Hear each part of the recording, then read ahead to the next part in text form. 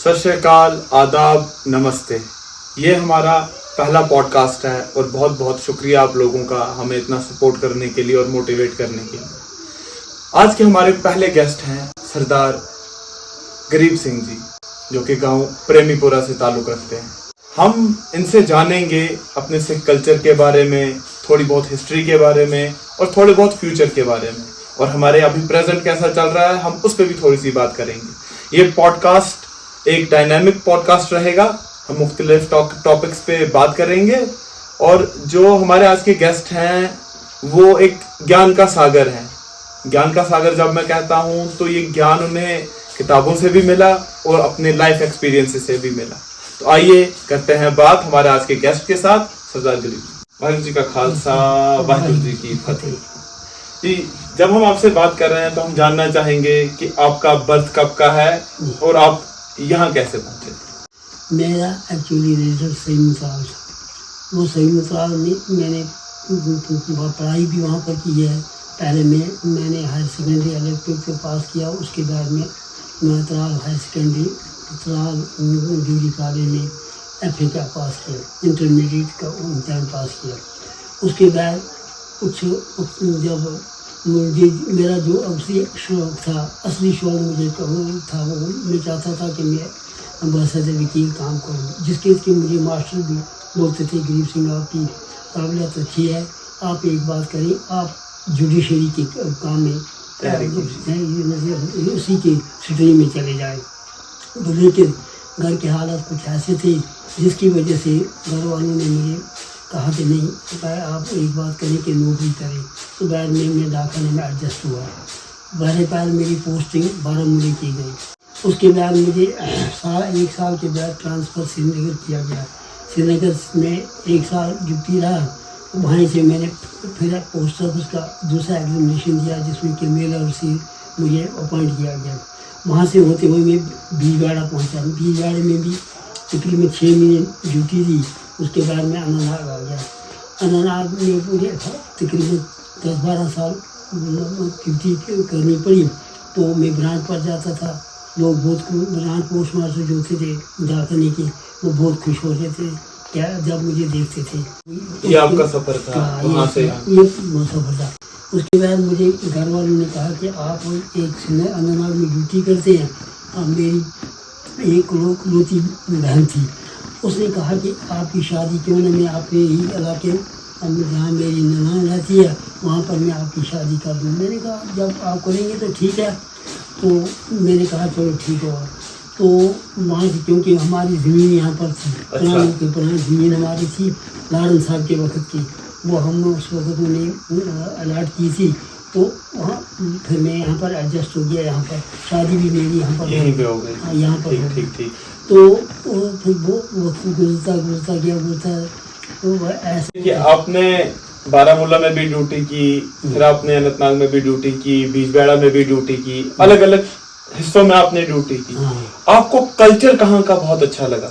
सबसे best culture मुझे बारामूला का लगा। बारामूला का कल्चर। बारामूला से जो लोग सुन रहे हैं, बारामूला के लोग जो थे बहुत प्यारे लोग, बहुत प्यार थे, बड़ी इज्जत करते थे। जब हम बड़ी इज्जत करते थे। और तो बारामूला का कल्चर, बारामूला के लोगों की सभ्यता देखकर मुझे दिल बहुत खुश हुआ। खासकर मुसलमान भाई जो थे उनके घर मुझे अपना रहन सहन था। तो एक वाक़या ऐसा हुआ, जब मैं सर धो रहा था तो उनकी एक लड़की मेरे पास सामने आ गई। वो कहने लगी, अंकल जी आप खुद पानी डालते हो, मैं आपके सर पर पानी डालूँगी, तो आप बुरा मत मानेंगे। मैंने कहा नहीं, आप भी बेटी आ जाओ। तो उसने मुझे पानी डाला। मिलने मिलने की बात आ गई, शादियों की बात आ गई, तो मेरा दिल ये कर रहा है कि मैं आपसे ये चीज पूछूं कि उस टाइम की शादियां जो आप अपने टाइम पे देखते थे और आजकल की शादियां, जैसे डीजे आ गए अभी, पहले कुछ और ढोल बजते थे, तो वो चीजें वो थोड़ा सा हमें बताइए कि वो अलग अलग कैसे, आपको क्या फर्क लगता है? पहले की शादी जो थी वो लोग जो पहले के लोग थे वो बहुत नरम दिल थे और शाफर भी थी और एक दूसरे का कहना मानते थे। बाद शादी में एक दूसरे की मदद करते थे। हम कभी भी आजकल क्या हो रहा है कि अगर ब्याह शादी होती है तो हम रमेश को लाते हैं, बड़ी किसी को लाते हैं कि आप ये रोटी बना। उस वक्त वो था खुद वो पुराने लोग थे, वो खुद कमर कसा काटते थे और रोटियाँ बनानी शुरू करते थे और डिस्ट्रीब्यूट करते थे।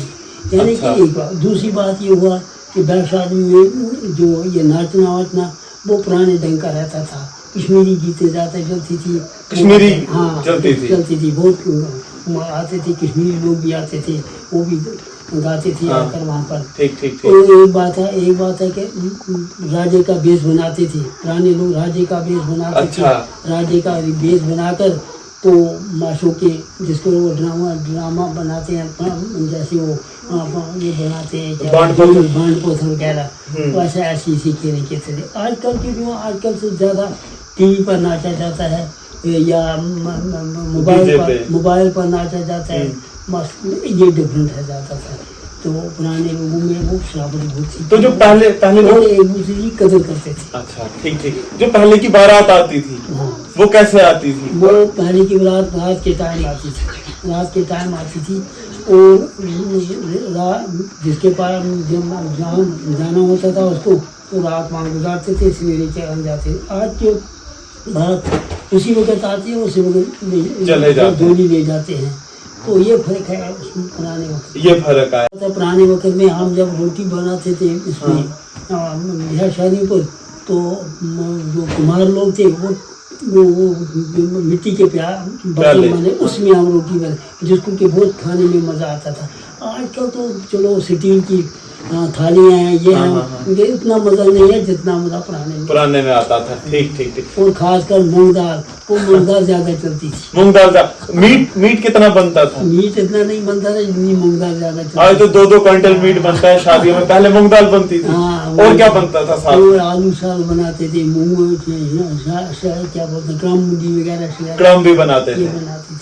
ठीक। बहुत बड़ी लजीज होती थी। तो पुराने वक्त में दहेज देते थे, उसमें क्या क्या चीजें देते थे? लड़की वाला कैसे अरेंज करता था, क्या क्या देते थे लड़की वाला? पुराने लोग होते थे वो ज़्यादा से ज़्यादा एक दीक्षा देते थे, क्या बोलते थे, कढ़ाई शिवाई वगैरह, ये नहीं उसके बर्तन, उसके थोड़े बर्तन वगैरह देते थे। आजकल तो फैशन ज़्यादा हो गया, आज लोग ज़्यादा था सोने की चीज़ें यूटिलाइज करते हैं। तो पुराने वक्त में ना था क्योंकि इतने लोग अमीर नहीं थे, गरीब लोग थे, जिसकी वजह रहन-सहन में गुजारा थोड़ा होता था। ठीक। अब मैं इस सवाल पे आऊंगा कि जैसा आपने कहा कि आपको बहन ने कहा कि मैंने आपकी शादी यहीं करानी है और आप मान गए। तो आपने लड़की थी वो नहीं देखी थी, है ना, जो आपकी मिसेज है आपने वो नहीं देखी थी और आपने हामी भर दी थी। पुराने वक्त में ये चीज बहुत आम थी। मानते एक दूसरे, वही ना मेरे कह रहा हूँ कि एक दूसरे का मानना था, रेस्पेक्ट, एक दूसरे की इज्जत करते थे। अच्छा। अपने मिलवर्तन अच्छा था, बैठना उठना एक दूसरे के साथ था। तो और एक बात ही, एक दफ़ा मुझे एक वाक़ा भी ऐसा हुआ कि हम स्कूल जा रहे थे, हमारे पीछे हमारे मास्टर थे, वो ज्ञानी दिलीप सिंह, हमारे गांव की तरह सोईमुख के रहने वाले थे, जो मेरे चाचा भी थे। तो हम जा रहे थे, लड़की भी उधर से हमारे साथ जाती थी पढ़ने के लिए उस टाइम पे। हाँ, उस टाइम में पढ़ने के लिए जाती थी। तो हम यानी कि इतना उसका खौफ था हमको कि हमने रास्ते में जूते हाथ में निकाले और दौड़ना शुरू किया, स्कूल चले गए। आजकल के काम करेंगे, आजकल अगर देखते हैं मास्टर को देखते हैं वो तो उधर से वो उसको बोलते हैं कि मास्टर जी आप चलिए, हम आपके पीछे आ जाएंगे। अच्छा, तो आपके टीचर थे, आप इतना डर गए कि आपने जूते हाथ में उठाए और भाग गए। ठीक। और कोई आपको टीचर अपने टाइम का याद आ रहा है जो बहुत करीब हो आपके? हाँ, हमारे प्रिंसिपल साहब थे जी, क्या नाम था उनका? मोहम्मद आसिम शाह। वो थे एक्चुअली रहने वाले क्या टंगडार साइड के, टंगडार के रहने वाले में प्रिंसिपल थे। अच्छा। तो एक दफ़ा उन्होंने इंटरव्यू हमको लिया, क्लास में कुछ रिटन टेस्ट चल रहा था, तो पॉइंट आ गया कि अंग्रेजी में वो उसका वो इंग्लिश पीरियड उसका इंग्लिश पीरियड था। तो मुझे वो सबको बोलने लगा रिटन के सुप्रीम बताओ। अच्छा, रिटन के? हाँ, सब जो कोई याद, सारे बोलते WRIT सारे। बाद में जब वो मेरे पास आया तो मैंने बोला WRITTEN। अच्छा। वो खुश हो गया, उसने चेयर्स की तमाम की, और मुझे वो कहने लगा सरदार जी आप ही मेरे को सबसे आप ही इनके मेंटर हो। मैंने कहा नहीं, मेंटर हमारा जो है वही है, मैं नहीं रह सकता हूँ। अब हमारी जो कन्वर्सेशन है उसमें त्राल बारामूला बहुत ज्यादा आ रहा है ना, तो इसी एक हिस्ट्री से जो हमारी सिख हिस्ट्री है छोटी मोटी, जो कबायली हमला हमने सिर्फ इतना सुना है कि एक हुआ था, अगर आप थोड़ा उसके बारे में कुछ बता सकें हम। न सुनने में आया कबायली हमला जो हुआ था 1947 में होता, 1947 में होता, 47 में। हाँ, तो ये कबायली लोग जब आए कश्मीर में आए तो इन्होंने, इनका नारा एक था कि सिखों का सर पंडितों का ज़र। सिखों का सर और पंडितों का ज़र। ज़र मतलब दौलत। दौलत ये चाहते थे कि हमको यही चाहिए, तो वो ही उनके। और श्रीनगर से हो, श्रीनगर जब डरक आ गए तो उनको बारामूले, उड़ी से आगे बारामूले पहुँचे। बारामूले में उन्होंने मास्टर, हमने पढ़ा हिस्ट्री में पढ़ा, मास्टर सलीमानी था, सलीमानी, हाँ सलीमानी, उसको पकड़ लिया और कहने लगा कि हमको श्रीनगर का रास्ता दिखाओ। श्रीनगर का रास्ता। उसने कहा कि मैं यहाँ का रहने वाला भी नहीं हूँ, मेरी इसी साइड का हूँ, मुझे पता नहीं है इसके बारे में। चारा उन्होंने उसको छोड़ा नहीं, तो उसके सर पर कील ठाक दी, माथे में कील ठाक के तो बेचारा मार दिया गया। उसे वो क्या बोलते हैं, कलमपुरा पहुँच गए, जो ये थे कबायली लोग, ये कलमपुरा पहुँच गए। कलमपुरा में कुछ सरदार लोग थे, उन बेचारों ने अपने घर छुपाने की, वो घर में छुप गया कि जो उनकी बहू बेटियां थी वो बेचारी कोई वो दरिया से चलता था उस साइड में, तो उन्होंने उसमें छलांगे मार दी। कुछ बेचारी ऐसी थी जो इन्होंने उनके साथ बुरा ही शुरू किया। तो बहरहाल ये लोग बहुत बुरे थे, लेकिन उसके बाद महाराजा हरि सिंह की हुकूमत थी, तो उसने डायरेक्ट कॉन्टेक्ट किया मरकज़ के साथ। मरकज़ की फौज आ गई तो फिर इन्होंने भागना शुरू किया। अच्छा, कंट्रोल हो गया, ऐसे ये लोग भागे। हाँ, तो दूसरी बात यह है कि एक दफ़ा ये जो 1984 की ये सिखों के साथ कत्लेआम हुआ, ये भी हमने सुना है, हमने देखा, अपने आँखों से देखा है। उस वक्त हमारे इलाके अनंतनाग में चिट्ठी सिंहपुरा में 2000 में वाक़ा हुआ कि तो वहाँ पर 35 सरदार मारे गए। तो ये लोग गुरुद्वारे में, सरदार लोग गुरुद्वारे में पूजा पाठ कर रहे थे बेचारे, तो ये वहाँ पर चले गए और इनको कहा कि आप यहाँ रह थे। दरवाजे बंद कर दिए, फिर दरवाजे बंद करके दूसरा गुरुद्वारा था चिट्ठी सिंहपुरा में, दूसरा गुरुद्वारा था, वहाँ पर भी कुछ लोग इनके आ गए। तो उन्होंने आपस में सिग्नलिंग किया, तो ये जो गुरुद्वारे में बंद सरदार लोग थे इन पर फायरिंग शुरू कर दी, जिसके बाद 18-21 लोग एक गुरुद्वारे में मारे गए, 18 लोग नीचे गुरुद्वारे, 35 लोग मारे गए। टोटल 35 लोग मारे गए थे। तो जब हम वहाँ पर हम भी गए थे, उस वक्त आए थे वो क्या बोलते थे टोड़ा साहब, जो कि जीपीसी के प्रधान थे, गुरचरण सिंह टोड़ा। अच्छा, गुरचरण सिंह टोड़ा थे। तो उसको वो सरदार लोग वहाँ कहने के लिए, हम इसने चाहता, हमारी एक मांग है, हमको यहाँ से शिफ्ट किया जाए, हमको माइग्रेन दी जाए। उसने कहा कि हम इसीलिए आए हैं, आप मत घबराइए, हम इसीलिए आए हैं। बाद में कुछ सरपंच लोग उनके साथ मिल गए, गवर्नमेंट के साथ मिल गए, तो वो नारा भी बैठ गया, वो नारा भी हमारा बैठ गया।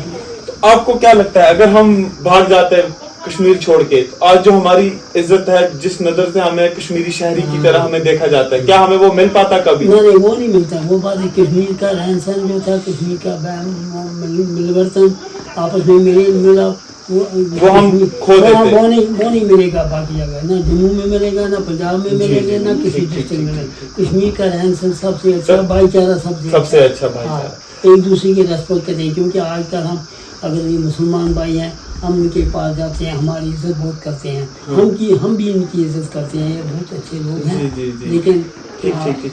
अब हमारी जैसे ये बात चल रही है जमीनों की, या कि हमारे पास इतनी जमीनें थी, सिखों के पास भी बहुत सारी जमीनें थी, है ना, और उस टाइम में और अभी भी हमारे पास जमीनें हैं, लेकिन आपको क्या फर्क दिख रहा है कि पहले हम खुद काम किया करते थे, जैसे मैं भी अपने बुजुर्गों से सुनता हूँ कि पहले वो खुद अपने हाथ से काम किया करते थे, पूरा परिवार को कुनबा एक मिलके काम करता था, लेकिन अभी क्या हो रहा है, अभी हमें पता ही नहीं, सारे काम बाहर के लोग कर रहे हैं, या ऐसे समझ लो कि मजदूर जो बिहारी हैं या जो भी हैं वो लोग करें, आपको क्या ये फर्क दिख रहा है, कैसा क्यों हो गया? तो पुराने लोग जो थे वो मेहनती थे, वो खुद जी। काम करते थे और गुर्बत बहुत होती थी, गरीबी भी बहुत होती थी, तो वो खुद अपनी जमीन लगाते थे, खुद निलाई करते थे, खुद पानी शानी वगैरह की देखभाल करते थे और मेहनती, यानी कि मेहनती लोग मेहनती थे। मेहनती लोग थे।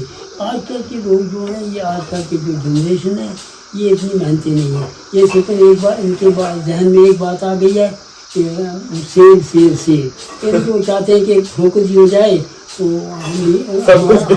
हमें भी छुटकारा मिल जाए। जी, फ्यूचर हमारा यहाँ कैसा है? फ्यूचर जैसे अब आने वाली जनरेशन है वो, मैं बोलता हूँ कि कश्मीर में हमारा रहना तो रहन सहन तो अच्छा है। हाँ। एक ही बात है हमारे में ज़्यादा ये यहाँ पर ये थोड़ा सा मतलब हमारा अपनी ज़बान पर कंट्रोल होना चाहिए, अपने सेल्फ कंट्रोल होना चाहिए, तो सब कुछ अच्छा हो जाएगा। जिसके पास सेल्फ कंट्रोल नहीं है तो फिर उसके इनके साथ बोलचाल, उठना बैठना रखना, ये हमको हाँ। रखना है इनके साथ। हमारी जो माशियत है वो कश्मीर में ही है। हाँ, हमारा जीना मरना कश्मीर में ही है। अब जैसे आपने एक स्लोगन बोला जो कबायलियों ने दिया था कि पंडितों का ज़र और सिखों का सर, मेरा दिल ऐसा कर रहा है कि मैं आपसे ये चीज पूछूं कि सिखों के सर क्यों मांगे गए? क्योंकि सरदार को ये बहादुर कौम थी, ये बहादुर कौम है, क्योंकि ये लड़ाई जंग में सब पहले आगे आगे आए थे और वो हमारे से वो डरते थे, कहते कि सरदार लोग अगर हैं या पहले सरदारों को खत्म किया जाए, फिर उसके बाद बाकियों को देखा जाएगा। बाकियों को देखा जाएगा।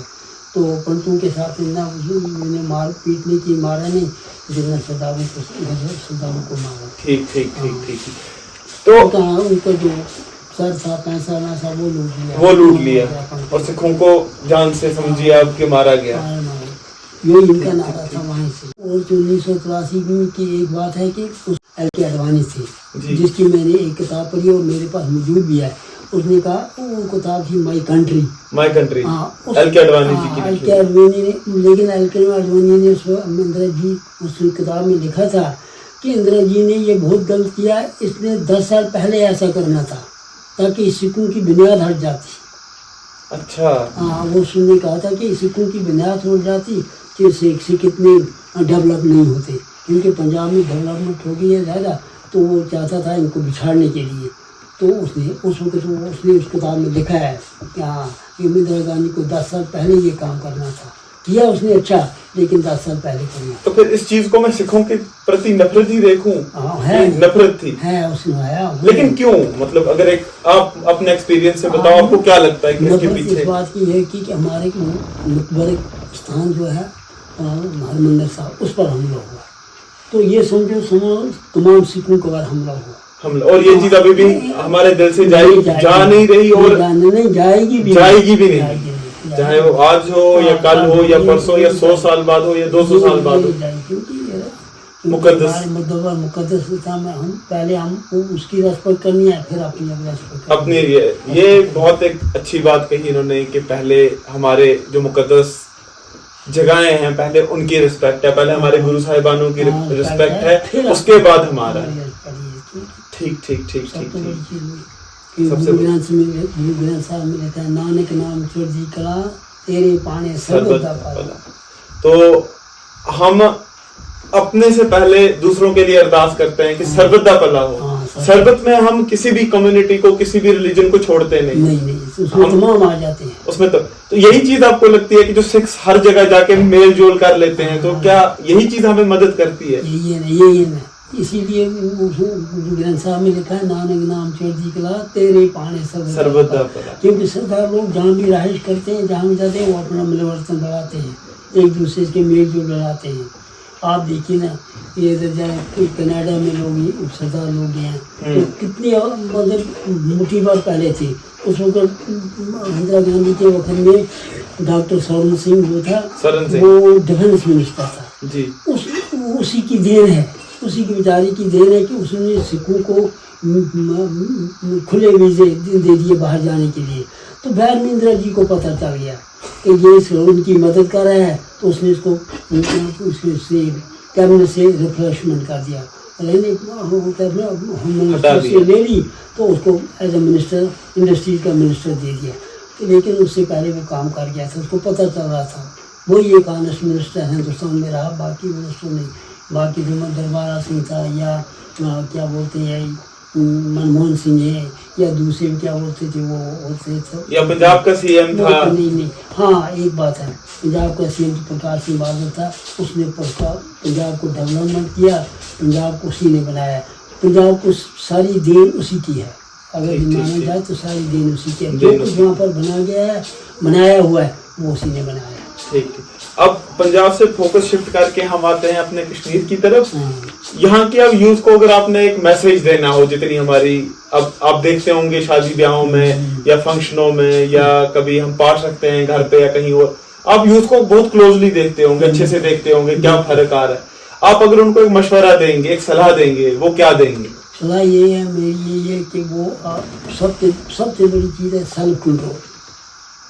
सबसे बड़ी चीज़ है कि सेल्फ कंट्रोल इंसान के में। फिर उसको कहते हैं अंग्रेजी में लिखा है respect your self you will be respected. Respect yourself, you will be respected. अगर आप अपनी इज्जत करोगे लोग भी आपकी इज्जत करेंगे। इसीलिए कि ज़बान पर कंट्रोल करना, अपने रहन सहन पर कंट्रोल करना, अपने घर पर कंट्रोल करना, अपने माहौल में कंट्रोल करना, वो सबसे तो शुरुआत घर से ही करनी है। घर में माहौल अच्छा रहेगा तो बाहर भी रेस्पेक्ट होगी। जब घर में माहौल अच्छा नहीं हो तो बाहर कैसे बंदा ये करेगा। ये बहुत हमने आज इनसे बात की, हमें बहुत अलग अलग पर्सपेक्टिव्स मालूम हुए, बहुत अलग अलग चीज़ें हमें जानने को मिली।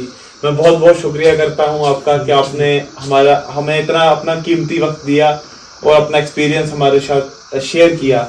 बहुत बहुत शुक्रिया आपका। वाहिगुरु जी का खालसा, वाहिगुरु जी की फतेह।